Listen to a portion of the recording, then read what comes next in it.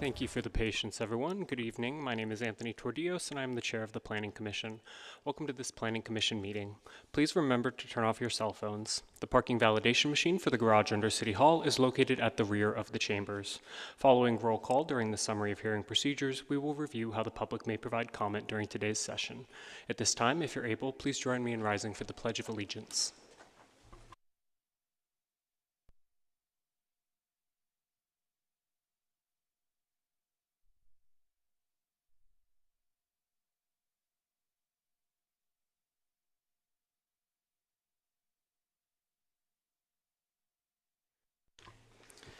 Thank you. We will now move on to roll call. Vice Chair Cantrell. Commissioner Barocio. Commissioner Bickford. You forgot Commissioner Bendall. Oh, sorry. Commissioner Bendall. Here. Commissioner Bickford. I'm here. Commissioner Lardnois. Here.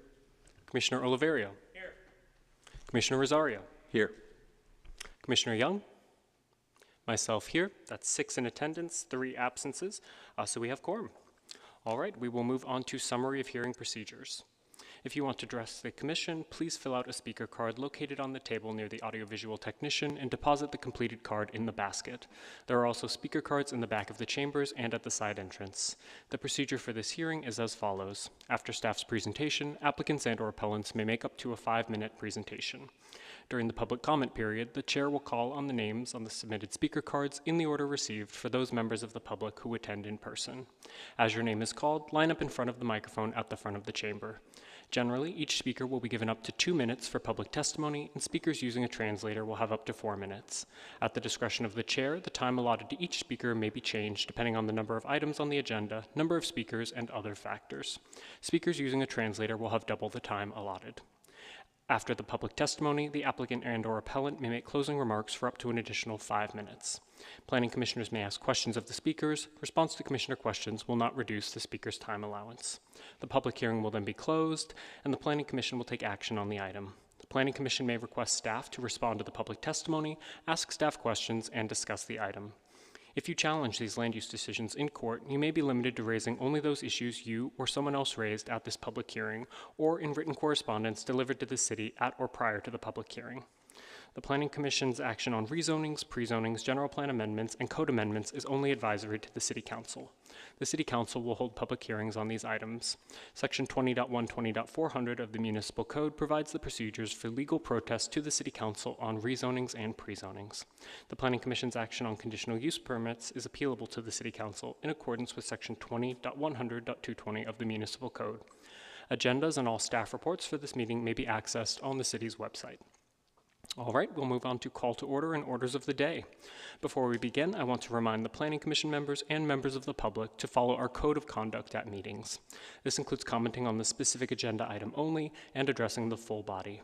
Public speakers will not engage in a conversation with the commissioners or staff. All members of the Planning Commission, staff, and the public are expected to refrain from abusive language.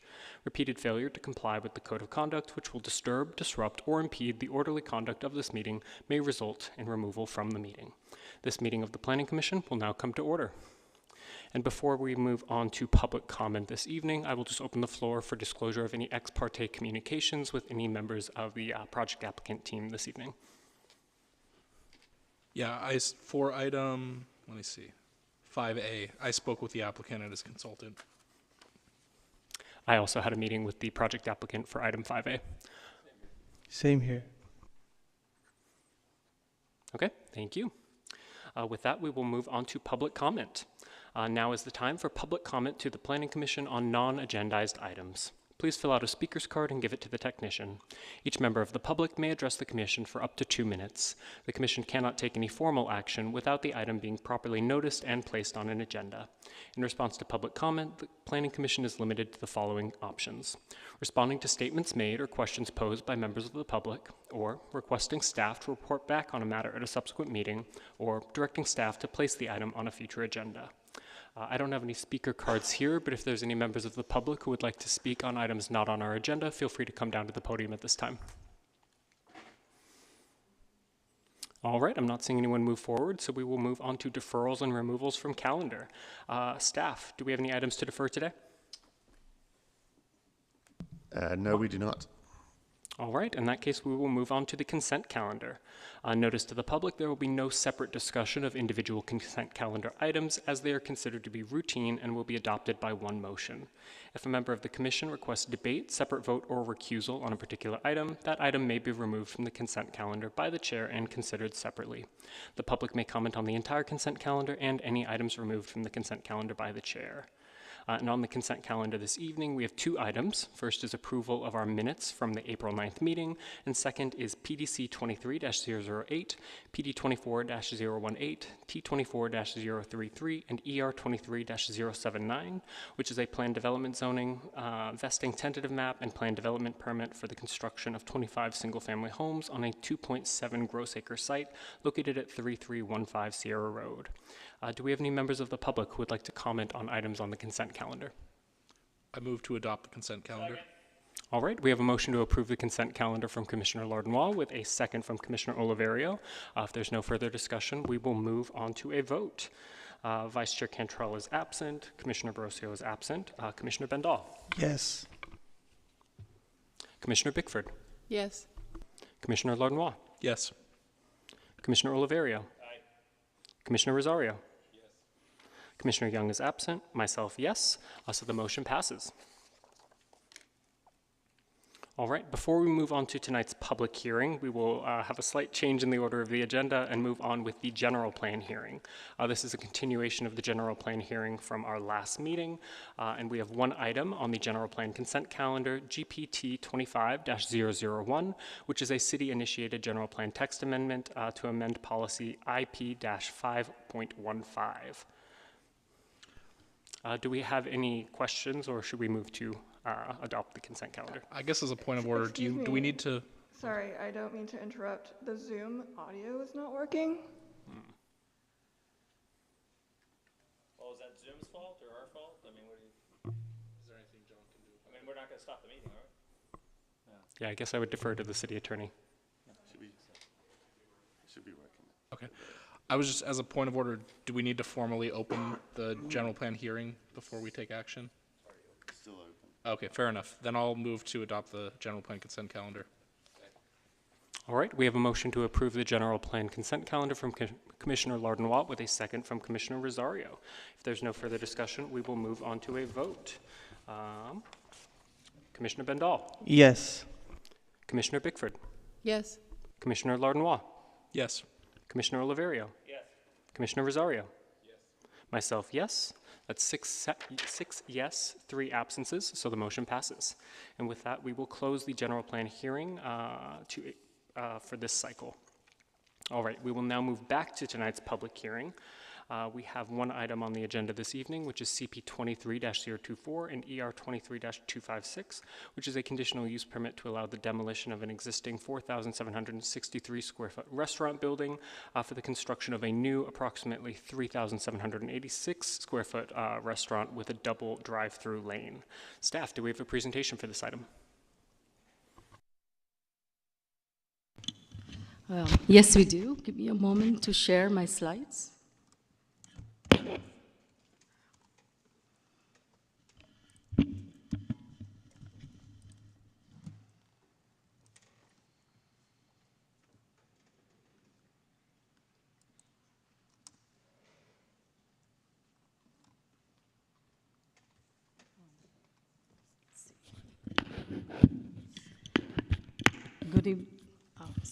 Good evening, Commissioners. I'm Reena Shah, Project Manager of the Planning Division. This is a conditional use permit to allow the demolition of the existing restaurant and the associated outdoor playground structure and seating, and the removal of 21 trees for the construction of a new restaurant, again a McDonald's with double drive-through lanes and associated site improvements on an approximately 0.72 gross acre site. As seen on the screen, the site is located on the northeast corner of the intersection of Camden Avenue and Lee Avenue at 1869 Camden Avenue. The drive-through lanes will be accessed from Lee Avenue and exit onto Camden. There's a change on page 22 of the resolution conditions under the Public Works Transportation Condition number 38, and I will read it into the record as follows. 38I, under street improvements, it should read, provide one right-left turn-in and right-out only 26-foot driveway along Lee Avenue. Provide one right-in, right-out only 26-foot wide driveway along Camden Avenue. And you can see that condition up on the screen as well. Going back to my site description, the project site is surrounded by a bank to the north, Home Depot and surface parking lot to the east, a bank across Camden Avenue to the south, and a dental office and 2 family residences across Lee Avenue to the west. The project includes the construction of the new restaurant, as discussed before, with double drive-through lanes. It includes 1 attached pickup window, canopy, a new trash enclosure, and additional minor site improvements include menu preview and order boards, landscaping, lighting, pedestrian walkways, and partial reconfiguration of the existing surface parking lot. The restaurant is located on a corner lot with nearest residential uses located approximately 100 feet across Lee Avenue to the west. Now I'm going to... So the project is consistent with the general plan land use designation of neighborhood community commercial and goals and policies of the retention of commercial lands, business growth and retention, and neighborhood serving commercial uses. The project site is also located in CG Commercial General Zoning District, and pursuant to section 20.40.100 and table 20-90 of the zoning ordinance, a CUP is required for a drive-through restaurant. Otherwise, the project complies with the regulations of the CG zoning district. The project conforms to the noise standards of the zoning code for commercial properties. Combined drive-through noise levels from the project would be approximately 50.8 dBA, which is below the city's most stringent noise standard of 55 dBA. The project conforms with maximum allowable noise requirements for a commercial use adjacent to both residential and commercial uses. The project is also consistent with the tree removal and replacement requirements. 28 new 24-inch box trees will be planted on site. This project will operate daily between the hours of 6 a.m. and midnight. In commercial zoning districts, operating hours from 6 a.m. to midnight are permitted by right.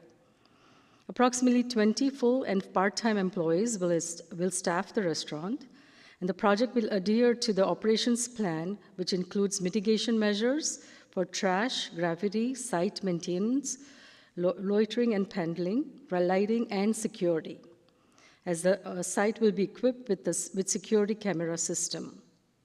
And these are also made conditions of approval of this CUP permit. Therefore, staff recommendation is to approve this conditional use permit and adopt the resolutions as stated on the screen. And this concludes my staff presentation, and I'm available to answer any questions. Thank you. Thank you, staff. At this time, we will turn it over to the project applicant for a 5-minute presentation.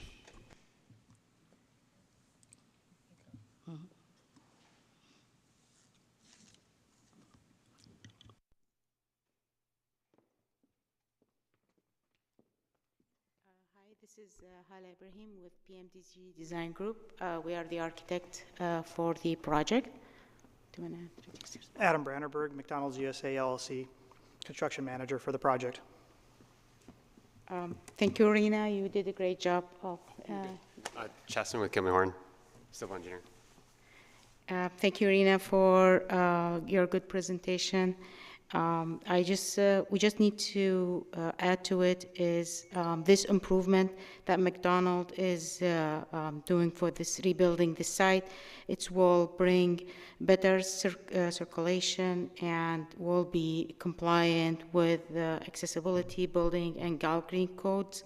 It's going to enhance the landscaping, street frontage, and additional street trees.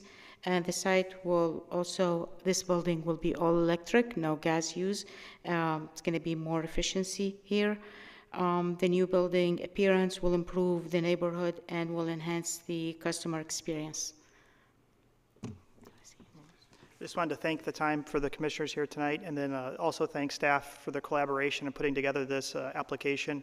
We're very excited about the application and feel it will provide a new, relevant, best-in-class customer experience for both the neighborhood as well as for our crew persons. Thank you. Thank you. If there's no additional comments from the applicant, we will open the floor to public comment. I do not have any speaker cards here, but if there's any members of the audience tonight who would like to provide comment on this item, feel free to come down to the podium at this time.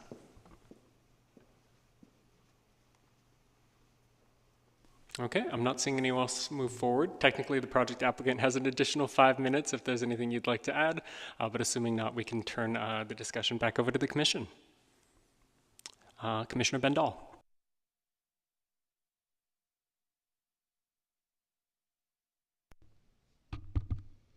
Yeah, this is a location where the McDonald's has been for some time now in Camden and Lay, and I would say it's outdated. And the environment of economics and business, it's ever so changing. We see that at a national level at the moment with tariffs coming and companies adjusting to that and changing their supply chains. We see that with gas stations, with EV cars on a rise. Gas stations are remodeling and constructing to bring in car washes and food marts.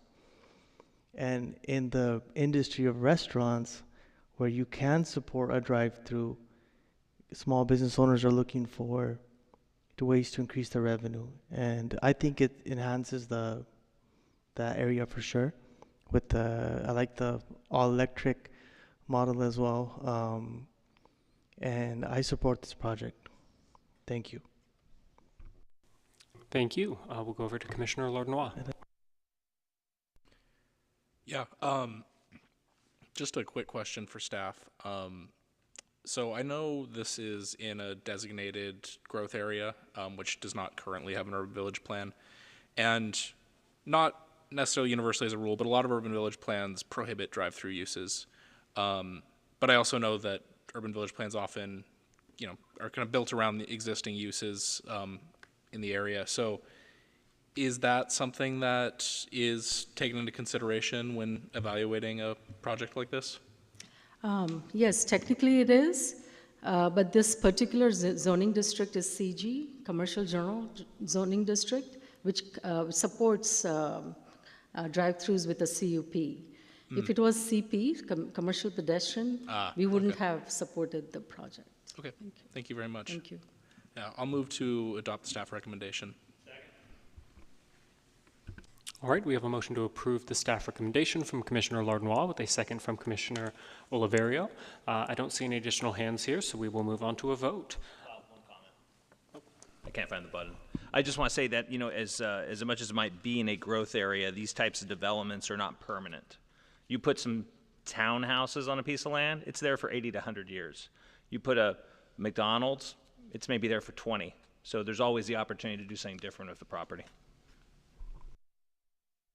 Thank you. Any closing comments before we move to a vote? All right. Commissioner Bendall. Yes. Commissioner Bickford. Yes. Commissioner Lardnois. Yes. Commissioner Oliverio. Yes. Commissioner Rosario. Yes. Myself, yes. That's 6 yes, 0 no's, 3 absences. So the motion passes. That was the only item on tonight's public hearing, so we will move on to referrals from City Council, boards, commissions, or other agencies. Staff, do we have any referrals this evening? We do not. All right, then we will move on to good and welfare. Do we have a report from City Council? No, we actually haven't had any items in the last couple of weeks. Cool. Anything on subcommittee formation, reports, outstanding business, or commissioner calendar and study sessions? No additional items. Sounds good. In that case, we will open the floor to any comments or questions for the public record. I do. Director, on our next meeting, we're having our study session for capital budget. Can it be in this room rather than having to switch? It just seems like an effort this would be a lot easier to meet in one place. Yeah, let us check with the facilities and the availability on the room, but if possible, we'll facilitate that. Great, thanks so much. Commissioner Bickford. A question about Zoom and the ability to remotely dial in. I find that I'm going to have to miss one of our upcoming meetings. I just wanted to know if we had made any progress there. So I did refer this question to the liaison to the Planning Commission. So Councilmember Casey is the current liaison. I've not had the opportunity to have a follow-up conversation. He was going to take that back. And we were going to do a follow-up, but I haven't had a chance to do that yet. All right, I don't see any additional hands here, so we will adjourn at 6:54 p.m. Thank you, everyone.